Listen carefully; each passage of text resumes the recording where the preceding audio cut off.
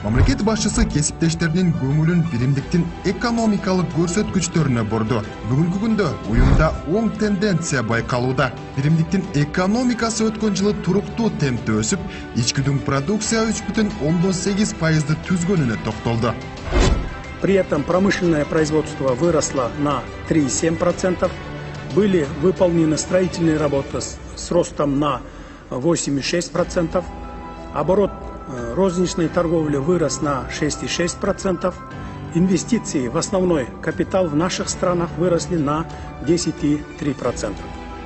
ВВП Кыргызской Республики по итогам прошлого года вырос на 6,2%, преодолел исторический рубеж, составив почти 1,3 триллиона сомов. А по итогам первого квартала текущего года рост ВВП составил 8,8%. Кыргызстан биримдиктин экономикалык көрсөткүчтөрүнүн оң таасирин сезип жатат. Уюмга киргенден бери биздин өлкө тышкы соодасын бир нече эсеге көбөйттү. С момента вступления в Союз и по 2023 год внешнеторговый оборот Кыргызской Республики вырос с 5,6 миллиардов долларов до 15,7 миллиардов долларов, увеличившись в 2,8 раза. При этом объемы экспорта выросли в 2,2 раза, а импорт увеличился в 2,9 раза. Өлкө башы сөз кылган жетишкендиктердин жөнү бар. Себеби былтыркы жылы Санкт-Петербург шаарында жогорку Евразиялык экономикалык кеңештин отурумунда биримдикке мүчө мамлекеттер арасында электрондук соода жүгүртүүнүн маанилүүлүгү тууралуу маселе козгогон. В государствах-членах актуальным остается вопрос перехода к единым форматам и структурам электронных товарно-сопроводительных документов.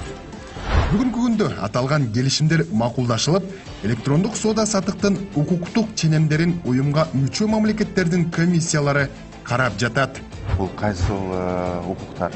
Эми эң негизгилерин айтып кетейин. Бул негизгиси бул ставкасын аныктоо, анан ушул кайсы товарлар ошо электрондук соода жүргүзүүдө тыюу салынат, ошол товарларды аныктоо боюнча укуктар.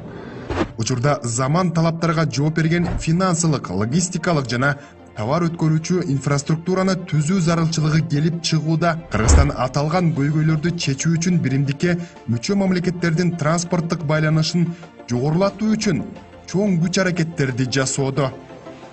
В этом смысле хотел бы подчеркнуть особую важность сопряжения ЕАЭС и китайской инициативы «Один пояс, один путь».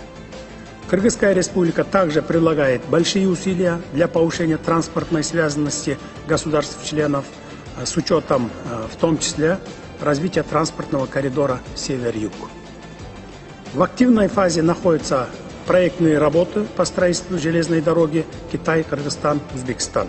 Былтырда ошол Санкт-Петербург шаарында президент Садыр Жапаров ошол транспорттук логистикалык маселелерге дагы чоң сөз кылды эле ушул нерселерди. Анан уюмдун алкагында бул боюнча кандай чечимдер кабыл алынды? Азыр кабыл алынган, мен айткандай жана кабыл алынган чечимдер биздин ошол логистикалык борбор катары Кыргызстанды, анан кийин ошол биздин логистикалык ыкмаларыбызды беркүндөтүү эң негизги принциптердин бири болуп. Анткени өзүңүздөр билгендей, мынакей жакынкы арада Кытай, Кыргызстан, Өзбекстан темир жолунун салынышын аяктагандан кийин ошол биздин логистикалык мүмкүнчүлүктөрүбүз бир кыйла өсөт.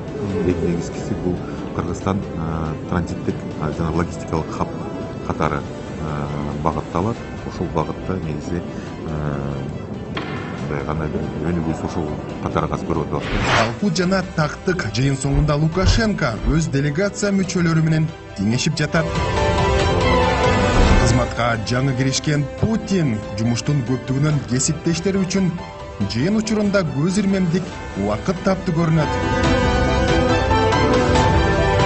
Садыр Жапаровдун принципи белгилүү.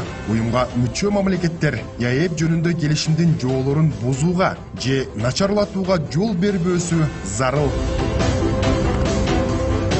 Ошентип биримдиктин жогорку жыйынынын жыйынтыгында ЕАЭС алкагында интеграцияны андан ары тереңдетүүгө багытталган бир катар чечимдерге жана документтерге кол коюлду. Өзүнүн докладында айтып кетти да, экспорт канча эсе көбөйдү, цифрларды айтып кетти. Мен токтолбойм.